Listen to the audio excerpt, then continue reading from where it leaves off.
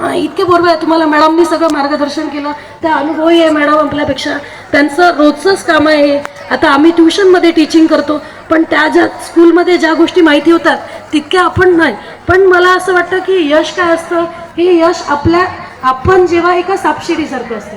यश जेव्हा आपण काय असतं की आपण स्वतः प्रयत्न करू तेव्हाच आपण शिड्या चढत जातो. पण ज्या दिवशी आपण प्रयत्न करण्याचे थांबवेल त्या दिवशी जसं सापशिडीमध्ये साप खाली येतो तसं आपण सहज काम.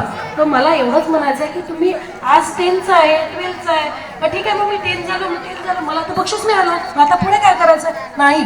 पुढे काय ही तुमची सुरुवात आहे. 10th आणि 12th ही तुमची सुरुवात आहे. आजपर्यंत तुम्ही येत गेले इथपर्यंत, ठीक आहे. तुम्हाला असं वाटतं की नाही मी पोहोचलो इथपर्यंत, आता झालं, आता मला काय मग 12th मध्ये गेल्यावर पुरांना असं वाटतं बापरे आता आम्ही सायन्सला गेलो, मग आम्ही काय सायन्सला पोहोचलो, आता तर आम्हाला सगळंच येतं, आम्हाला काहीच गरज नाही, ना इंग्लिशची गरज आहे ना कशाची. सायन्स शिकलो म्हणजे आम्हाला इंग्रजी येतं. हो, इंग्रजी कोणाला नाही येत, इंग्रजी सगळ्याला येते, पण ते प्रेझेंट कसं करायचं, रायटिंग कशी करायची, बाकीच्या ज्या काही गोष्टी असतात, आता ग्रामरमधल्या स्किल्स असतात, सगळ्या गोष्टी असतात त्या आपल्याला कसं ट्युशनमध्येच कळतात. आणि ते आपली टीचरच, आपल्या टीचर काय करते, आपल्याला घडवायचं काम करत असते. प्रत्येकच टीचरला वाटते की आपलं बेस्ट दिलं पाहिजे. पण काय असते, स्टुडंट आम्ही सगळ्या स्टुडंटला सारखं शिकवतो, पण काही स्टुडंट काय असते की कोणाची खूप शिकण्याची इच्छा असते तर कोणाची अजिबातही नसते. पण काय असं आहे की प्रत्येक जण आपल्या प्रयत्नांनी पुढे जात असतो. घडवण्याचं काम समोरचा करेल, पण प्रयत्न मात्र त्याला स्वतः करायचे असतात.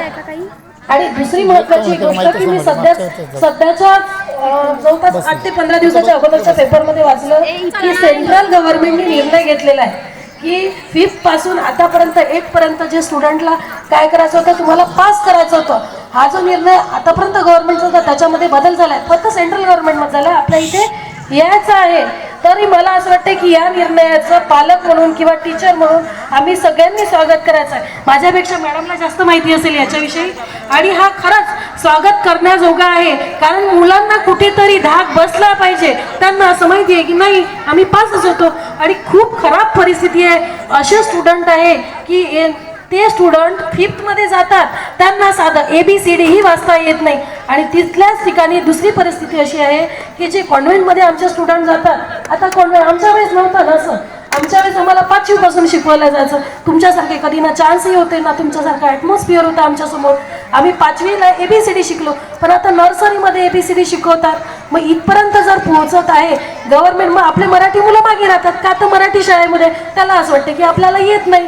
मग ही परिस्थिती का अशी की काय, म्हणजे इंग्रजी शाळेत गेला म्हणजे तो खूप चांगला, त्याला खूप चांगलं.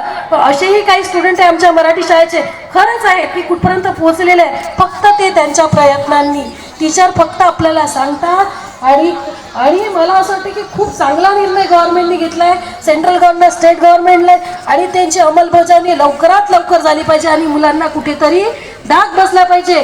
5th मध्ये फेल झालो, फेल काय असते याचा अर्थच त्यांना समजत नाही. त्यांना असं वाटतं हां जाऊ दे ना, काय झालं मग, आज नाही अभ्यास, कुठे काय करायचं आहे, पुढे आपण फेल थोडी होणार आहे, पासच करायचं आहे टीचरला. हे कुठेतरी थांबलं पाहिजे. आणि आमच्या वेळेसचं जे शिक्षण होतं, यावेळेसचं शिक्षण हा खूप डेव्हलपमेंट झाली, पण ही मोठी दरी निर्माण झाली की शिकणारे कॉन्व्हेंटची मुलं खूप शिकतात आणि आमची मराठी शाळेची मुलं खूप मागे येतात. आताच त्याचा सर्वे झाला आहे आणि त्या सर्वेचे पेपरमध्ये आलेलं आहे की धक्कादायक आहे, धक्कादायक. आणि पुढची पिढी काय ठरेल. ठीक आहे, 12th आहे मस्त पास होता, तुमच्या चेहऱ्यावरून मला नाही वाटत की तुम्हाला भीती वाटते. आमच्या वेळेस असं वाटायचं आम्हाला, 10th बोर्डची परीक्षा आहे, मी कसं करू, आता पेपरला कसं जायचं, मी काय सोडवणार. अरे तुमच्याकडून तर किती प्रॅक्टिस करून घेतलं जाते, आम्हाला तर तेही अवेलेबल नव्हतं. तुमच्याकडून पेपर सोडवला जातात, पेपरमध्ये काय लिहायचं, कुठे काय लिहायचं हे सगळं सांगितलं जाते ट्युशनमध्ये. त्यावेळेस ट्युशन वगैरे नव्हत्या, एवढ्या व्हायच्या पण तेवढं नव्हतं. पण मग असं का होत आहे की शिकणारे मुलं खूप शिकत आहे, आमचे मराठी शाळेत हे कुठेतरी थांबलं पाहिजे. आपले जे आज पालकमंत्री झालेले आहे, त्यांनी खरंच शिक्षणाकडे, आपल्याला चांगले लाभले पालकमंत्री, त्यांनी शिक्षणाकडे लक्ष द्यायला पाहिजे. आणि कुठेतरी काही ना काहीतरी आपल्या इथे तरी बदल झाला पाहिजे असं मला वाटते. आणि आजचा फेअरवेल फंक्शन थोडं मला शेवटचं बोलते आणि थांबते, जास्त मी बोलणार नाही. मलाही माहिती आहे तुमचा प्रोग्राम आहे, 2 शब्द बोलते फेअरवेल बद्दल.